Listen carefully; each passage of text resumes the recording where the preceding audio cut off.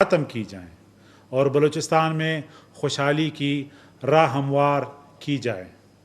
اس سلسلے کی پہلی کاوش کے طور پہ گلزار امام شمبے نے مذاکراتی راستہ بخوبی اختیار کیا اور اس بات پر متفق ہوئے کہ ناراض بلوچ بھائیوں اور بہنوں کے مسائل کے پرامن حل کے لیے کوشش کی جائیں اور ایک بار پھر صدق دل سے قومی دہارے میں شامل ہونے کا موقع دیا جائے۔ میں اسے امید کی ایک کرن اور نئی صبح کا آغاز کہوں گا۔ پاکستان نے ہمیشہ بلوچستان کے عوام کو فوقیت دی ہے اور اس وقت ریاست کے 3 اہم ستون بلوچستان سے ہیں۔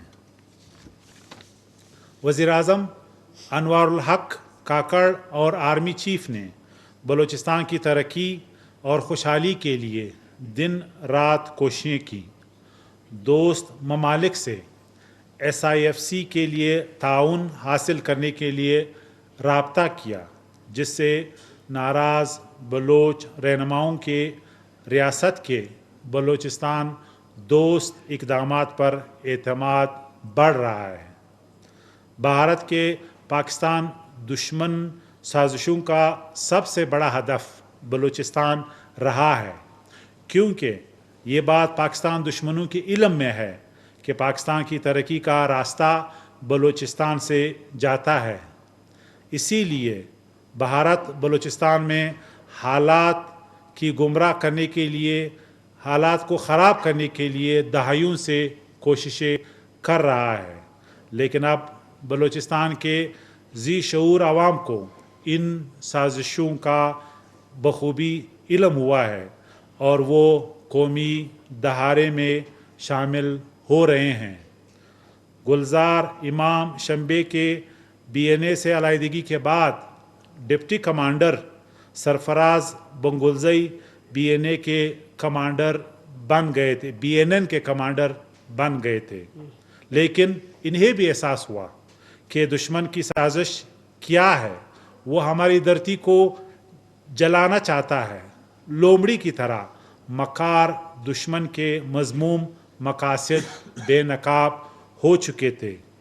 ہماری سرزمین کے بیٹے کو بھارت کے مکرو عزائم کا علم ہونے کے بعد قومی دہارے میں آنے کا سیدھا راستہ بھی مل گیا۔ اس سلسلے کی کڑی ہمارے پاس BNA کے کمانڈر اپنے تقریباً 70 ساتھیوں کے ساتھ قومی دہارے میں شامل ہونے کے لیے آئے ہیں۔ ریاست کی جانب سے انہیں خوش آمدید کہتا ہوں۔ میں اب سرفراز بنگلزئی صاحب کو اظہار خیال کا موقع دیتا ہوں۔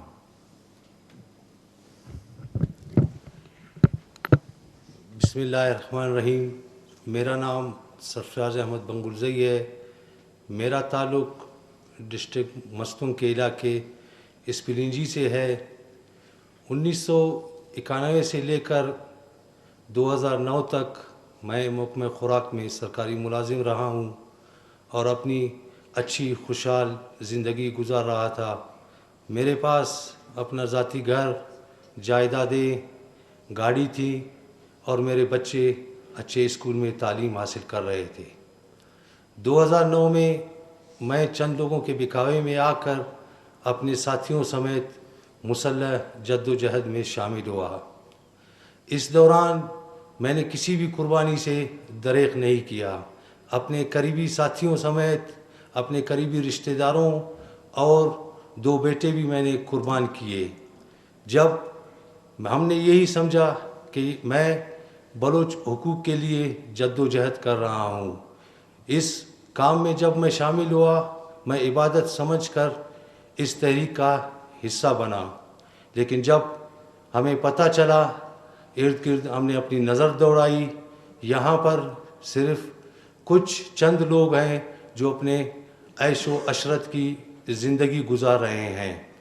ارد گرد مزید ہم نے نظر ڈالی جہاں پر اس میں تمام تنظیمیں بھتہ خوری، منشیات فروشی اور لوگوں کے اغوا برائے تاوان بیرون ممالک کے فنڈز لے کر اپنی عیش و عشرت کی زندگی گزار رہے تھے۔ یہ تمام چیزیں دیکھ کر ہم نے محسوس کیا کہ یہاں قومیت اور اس سرزمین کے لیے کوئی جنگ نہیں ہو رہی ہے، لوگ صرف اپنے ذاتی مفادات کے لیے عام معصوم بلوچوں کو مروا رہے ہیں۔ بلوچوں کا خون بلوچوں کے ہاتھوں کروایا گیا اور اب بھی جاری ہے۔ اس تمام سازشوں میں خاص کر انڈیا کا ہاتھ ہے۔ اس کے علاوہ دیگر ہمسایہ ممالک جہاں پر کافی لوگ اس وقت بھی بیٹھ کر اپنی عیش و عشرت کی زندگی گزار رہے ہیں۔ ان تمام چیزوں کو دیکھ کر ہم نے اس تحریک سے علیحدگی کا فیصلہ کرتے ہوئے قومی دھارے میں شامل ہونے کا فیصلہ کیا۔ میں اور میرے ساتھ 70 ساتھی قومی دھارے میں شامل ہو گئے ہیں۔ اس کے علاوہ جہاں تک میں یہ کہوں کہ لوگوں کو صرف اور صرف ایک ہی ضلع میں آوران میں 2014 میں ایک ہی تنظیم نے 155 ایسے معصوم اور عام بلوچوں کا خون بہایا جن کا کوئی قصور نہیں تھا، جنہوں نے صرف اور صرف بھتہ دینے سے انکار کیا تھا۔ اسی طرح جتنی یہ تقریباً 20 سالوں سے تحریک چل رہی ہے، اس 20 سالوں کے دوران ہزاروں ایسے بلوچ ہیں جن کو ناحق قتل کیا گیا ہے۔ ظلم کی ایک بہت بڑی لمبی داستان ہے، اگر اس کا کچھ بھی حصہ میں یہاں بیان کروں تو لوگوں کے رونگٹے کھڑے ہو جائیں گے۔ یہ لوگ صرف اور صرف بیرون ایجنڈوں پر کام کر رہے ہیں، جیسا کہ شہید جنرل سرفراز کا ہیلی کریش ہوا، جو کہ ایک تکنیکی خرابی تھی جس کا میں خود چشمدید گواہ ہوں۔ اس کے بعد براس نے اس کی ذمہ داری لی، جو کہ صرف اور صرف انڈیا کے کہنے پر، اور انڈیا سے پیسے لے کر وہ یہاں پر اپنے ہی بلوچوں کا خون بہا رہے ہیں۔ اس کے علاوہ ہمارے جو ساتھی سرمچار اس دنیا میں اب نہیں رہے ہیں، ان کے خاندانوں کی جو حالت ظاہر ہے، خاص کر جتنے لوگ ہمسایہ ممالک میں بیٹھے ہوئے ہیں وہ درپدر کی زندگی گزار رہے ہیں، میں انہیں بھی دعوت دوں گا کہ وہ بھی آئے، اور ریاست سے بھی میں اپیل کرتا ہوں کہ ان کے لیے بھی راہ ہموار کی جائے۔ اس کے ساتھ اس تحریک میں خواتین کا استعمال کیا جا رہا ہے، اس جنگ کو خواتین کو اس جنگ میں دھکیلا جا رہا ہے۔ ہماری بلوچی روایات ہے کہ خواتین کو ایک احترام کی نگاہ سے دیکھا جاتا ہے، لیکن یہاں پر خواتین کو جنگ کا حصہ بنایا جا رہا ہے۔ خواتین ماں، بہن اور بیٹی، شریک حیات کا روپ رکھتی ہے۔ ان کو صرف اور صرف اس لیے استعمال کیا جا رہا ہے تاکہ نوجوانوں میں جذبات پیدا ہوں۔ کیا ان کے پاس ان کے مرد ختم ہو چکے ہیں، یا ان کے مرد نہیں ہیں جو یہ اب خواتین کا استعمال کر رہے ہیں، صرف اس مقصد کے لیے تاکہ بنایا معصوم بلوچ میں جذبات ابھار کر ان 15 سال میں نے کسی بھی قربانی سے نہیں کی ہے، لیکن جو کچھ میں نے محسوس کیا آج پچھتاوے کے علاوہ میرے پاس اس طرح کیا ہوا۔ گلزار امام کو ریاست نے گرفتار، ایک گرفتار شخص تھا، اس سے بھی ہم کافی، میں تمام بلوچوں سے اپیل کروں جو اس تحریک کا حصہ بنے ہوئے ہیں وہ ان سے رہے۔ کوئی جنگ حقوق کی جنگ نہیں ہے، ان کی جنگ نہیں ہے، صرف لوگوں کو بنا رہے ہیں کا ہمارا تجربہ رہا۔ ہم نے بہت کچھ دیکھا، بہت کچھ محسوس کیا، درپدر کی زندگی گزاری، ہمارے بچے نہ تعلیم حاصل کر سکے، نہ ان کو تعلیم دی جا سکی، لہذا ریاست بھی اپیل کروں گا کہ ان لوگوں کے ایک ایسا راستہ کر قومی دھارے میں شامل ہو کر قوم اور اپنے آج جتنے بیٹھے خاص کر افغان ان کو ٹریننگ دی جا رہی ہے बंगले रहे हैं, उनको गार्ड्स दिए, यही लीडरान पहले यही कहते हम किसी भी सूरत में अपने और अपनी जमीन को नहीं छोड़ के बैरून मुल्क नहीं भागेंगे, लेकिन आज अपने मुल्क की खुद सके, बैरून मुल्क कर खुद की जिंदगी, लेकिन आगे मैं जो कमाल किया है, जब तक मैं यहाँ था कोई इल्म मालूम नहीं थी, जब मैं वहाँ में देखा सामने गुजरी हैं, मैं उन सारों का, मीडिया का, हुकूमत पाकिस्तान का शुक्र हूँ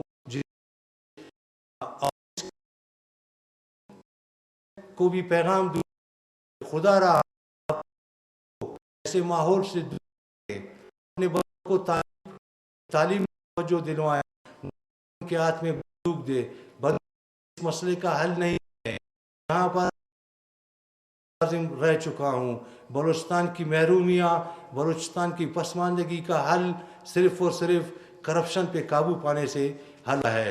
यहाँ पर करप्शन काफ़ी होता है, अगर मुल्क को दिया गया जितना भी बजट दिया जाता है उसका 50% भी आम लोगों पर खर्च किया जाए तो मेरे ख्याल यहाँ के लोग काफ़ी खुशहाल होंगे। बहुत शुक्रिया। बहुत शुक्रिया सरफराज बंगुल्ज़ई साहब। इससे पहले कि आप सवालात करें, मैं इंटीरियर मिनिस्टर बलूचिस्तान जनाब ज़ुबैर जमाली से रिक्वेस्ट करूँगा कि वो चंद अल्फाज कहें। बिस्मिल्लाहिर्रहमानिर्रहीम। सब तारीफ़ अल्लाह की जो सब जानों का पालने वाला है, बड़ा मेहरबान निहायत रहम वाला है, रोज़ जज़ा का मालिक है। हम तेरी इबादत करते हैं और तुझसे मदद चाहते हैं। मैं हुकूमत बलूचिस्तान, हुकूमत पाकिस्तान और सारी आवाम की तरफ से सरफराज बंगुल्ज़ई साहब को और इनके साथियों को खुशामदीद कहता हूँ। और ये मैं इनको फिर इन्होंने खुद बताया, जान साहब ने भी, इन्होंने भी, ये मट्टी हमारी माँ है और इसमें जितने भी हम लोग हैं, हम जो भी हैं, हम खुद, हमारे भाई, हमारी बहनें, हमारी बेटियां, हम सब एक हैं। और जब तक हम ये चीज़ जो करप्शन का नासूर उन्होंने बोला बंगुल्ज़ई साहब ने, सबसे पहले टॉप प्रायोरिटी ये है, इसके बाद इल्म का वसूल है और शऊर जितना भी हो अपना तालीम और तरबियत पे आप लोग ज़रूर गौर व फिक्र करें। उसके साथ ही मैं फिर सवालात के लिए कुछ टाइम कम है तो एक दफ़ा फिर मैं आप सबको खुशामदीद कहता हूँ। वेलकम जी। बहुत शुक्रिया आपका। अभी मैं माइक ओपन करता हूँ सवालात के लिए, प्लीज़। बिलाशुबा आज बलूचिस्तान के लिए बड़ा अहम दिन है। सरफराज साहब, आपसे ये पूछना चाहूँगी कि आप मुसल्ला शोरिश को छोड़कर और इस वक्त कौमी धारे में आप शामिल हो गए हैं, तो कैसा महसूस कर रहे हैं? मैं बहुत खुशी महसूस कर रहा हूँ अपने लोगों के दरमियान, अपनी सरजमीन में आकर। काफ़ी अरसा 15 साल तक मैं अपने लोगों से काफ़ी दूर रहा, अपनी सरजमीन से दूर रहा। मैं यहाँ आकर काफ़ी खुशी महसूस कर रहा हूँ। जी आप प्लीज़। सर क्या मैकेनिज़्म है, ये मुसल्ला लोग हैं सर, ये डायरेक्ट प्रोसेस में आए हैं, तो रियासत पाकिस्तान की जानिब से क्या मैकेनिज़्म बनाया गया है? अगर ये मैसेज देना चाह रहे हैं कि हम वो तंजीम छोड़ के ये ज्वाइन कर रहे हैं रियासत पाकिस्तान को, तो पाकिस्तान के पास क्या मैकेनिज़्म है? अगर आज कोई लड़ाई करता है तो कल कला को वो कौमी दायरे में शामिल होकर वैसे ही प्रोसेस चलता रहेगा। रियासत पाकिस्तान इस हवाले से क्या कर रही है और क्या ये जो आज लोग आए हैं इसका बुनियादी मैसेज क्या है सर, अगर रियासत इसमें स्किप है? Thank you. इसका जवाब मैं दूंगा। अगर बंगुल्ज़ई साहब से कोई सवाल, प्लीज़। सवाल मेरा आपसे ही है कि जिस तरह बंगुल्ज़ई साहब कौमी धारे में शामिल हुए, क्या और लोगों से राब्ते में है गवर्नमेंट? बंगुल्ज़ई साहब से कोई सवाल, आप प्लीज़। अच्छा सरफराज, आप बताएं 14-15 साल आप तहरीक में रहे, इस दौरान आपने खुद जिक्र किया कि बहुत से आपके अपने अजीज और क़ारिब भी इससे मारे गए, और इस यहाँ पे आपने अफगानिस्तान का भी जिक्र किया। तो ये जो बदला लिया जा रहा था, जो फंडिंग उनकी हो रही थी, क्या जो सरमचार जो आपके साथ थे या दूसरे उनके फिर फैमिली का क्या होता है, क्या हालत थी? जी हाँ, صاحب ایک آگے اس کو بڑھائیں گے. آپ نے ذکر کیا کہ بھارتی مداخلت ہو رہی تھی, بھارت اس میں سپورٹ دے رہا تھا اس تحریک کو. یہ بڑی مسلح تحریک تھی, بڑے اہم منصب پہ آپ اتنے عرصے فائز رہے. اس کی فنڈنگ کہاں سے ہو رہی تھی اور کیسے ہو رہی تھی؟ اصل مسئلہ یہ کہ انڈیا سے ہو رہی تھی تو کیسے ہو رہی تھی, آپ تک پیسہ پہنچتا کیسے تھا, لوگوں کو ریکروٹ کیا کیسے جاتا تھا؟ اور اس میں سرفراز صاحب ایک اور بات, آپ نے 15 سال جو مسلح جدوجہد کی ہے اس میں بہت سے لوگوں کو آپ نے نشانہ بنایا ہوگا. ان کی فیملیز کے حوالے سے اس وقت آپ کا رویہ کیا ہے؟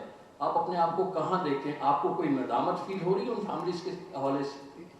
جی ہاں, اس سوال سے بالکل ہمیں جو ہے ندامت محسوس ہو رہی ہے. میں نے پہلے ہی یہ عرض کیا کہ میرے پاس پچھتاوے کے سوا اور کچھ بھی نہیں ہے. جتنے بھی لوگ, چاہے اس طرف نقصان دونوں طرف سے کافی ہوا ہے, دونوں طرف سے نقصانات کافی ہوئے ہیں.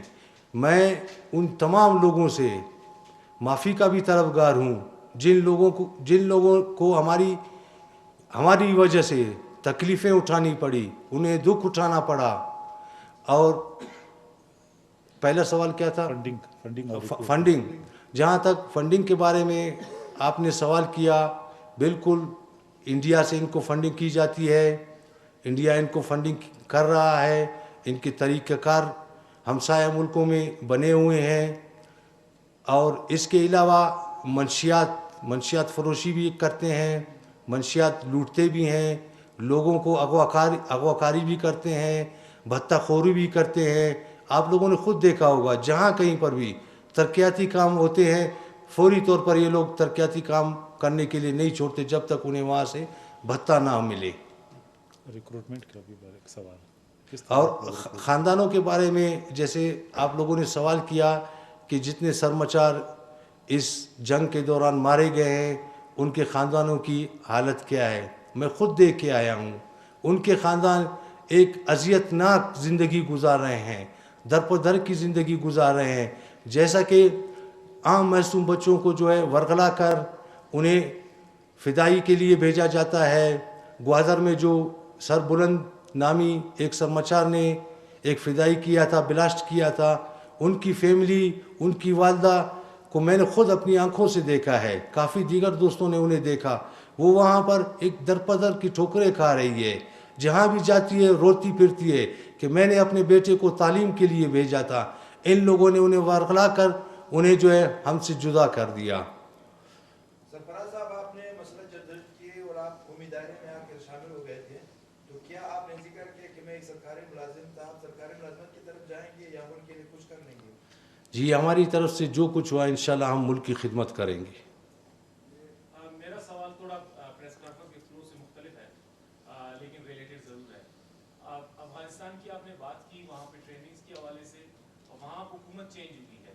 ماضی میں جو حکومت رہی ظاہر ہے کہ وہ نیٹو زیر اثر رہی, اور اب وہاں پہ اب وہی حکومت قائم ہے, تو ان دونوں میں فرق کیا دیکھتے ہیں آپ؟ میں اس کا جواب دوں گا. ان دونوں میں کوئی فرق نہیں ہے, سیم وہی چیز ہے.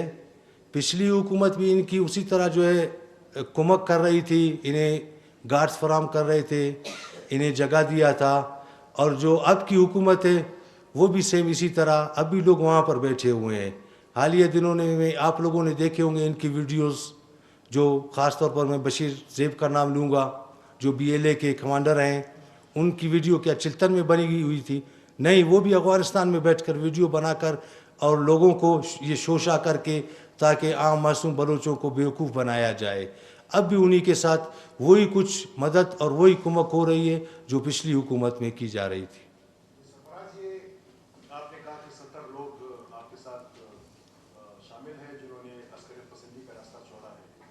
مزید کتنے لوگ قومی دائرے میں شامل ہونے جا رہے ہیں, کیا بتا سکیں گے کچھ؟ جی ہاں, بالکل, کافی لوگ تیار ہیں, باقی لوگ بھی تیار ہیں. میں پہلے بھی عرض کر چکا ہوں کہ ریاست ان کے لیے ایک پالیسی بنائے, آنے والوں کو ویلکم کہے. جیسے ہم آئیں, ہمیں ریاست نے سینے سے لگایا, ہم نے یہاں ہمیں کافی عزت دی, احترام دیا, اور ریاست ایک ایسی پالیسی بنائے, آنے کے لیے کافی لوگ واپس آنے کے لیے تیار ہیں. وہ آ کر یہاں اپنے قوم اور اپنے سرزمین کی خدمت کرنا چاہتے ہیں. جی صرف ایک سوال کا میں ایڈیشن کر لوں صرف ایک سوال کا ایڈیشن کروں دیکھیے ریاست پاکستان کی پالیسی بہت واضح ہے جو لوگ مسلح جو ہے وہ پاکستان کو ہمارے آئین کو ہماری ریاست کو تسلیم کرتے ہیں اور قومی دھارے میں آنا چاہتے ہیں تو ان کو ہم ویلکم کریں گے اور یہ ایک ریاست کی ماں جیسا دل ہے جو یہ پالیسی اس پہ مبنی ہے حالانکہ بہت سے سوالات لوگ کر سکتے ہیں لیکن ریاست پاکستان ان لوگوں کو ویلکم کرے گی جو اس قومی دھارے میں آئیں گے جس طرح شمبے صاحب کو بنگلزئی صاحب کو ہم نے ویلکم کیا ان کے ساتھیوں کو ویلکم کیا جو بھی ریاست پاکستان کی اس فراخ دلی سے فائدہ اٹھانا چاہتے ہیں they are more than welcome. جی آخری سوال پلیز.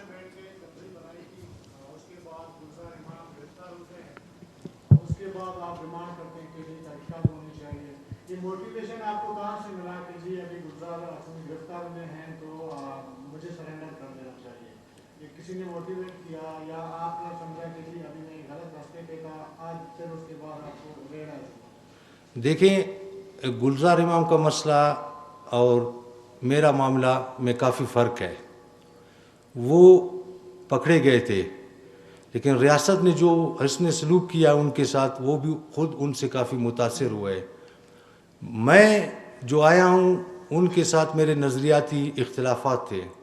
جس طرح میں نے عرض کیا کہ خواتین کا استعمال اس جنگ میں اور کافی ایسے واقعات ہوتے ہیں جو یہ انڈیا کے کہنے پر حادثات ہوتے ہیں ان کی ذمہ داری یہ لیتے ہیں حالانکہ ایسا نہیں ہے. اور جب ہم دونوں اکٹھے ہوئے 250-300 تقریباً لوگ تھے ہمارے پاس. گلزار امام کے آنے کے بعد ہمارے 70 ساتھی ڈرون حملوں میں مارے گئے اور 70 لوگ میرے ساتھ آئے ہیں. باقی لوگ بھی اسی انتظار میں بیٹھے ہوئے ہیں کہ ریاست انہیں ویلکم کہے. جی بہت شکریہ آپ کا. Thank you so much G.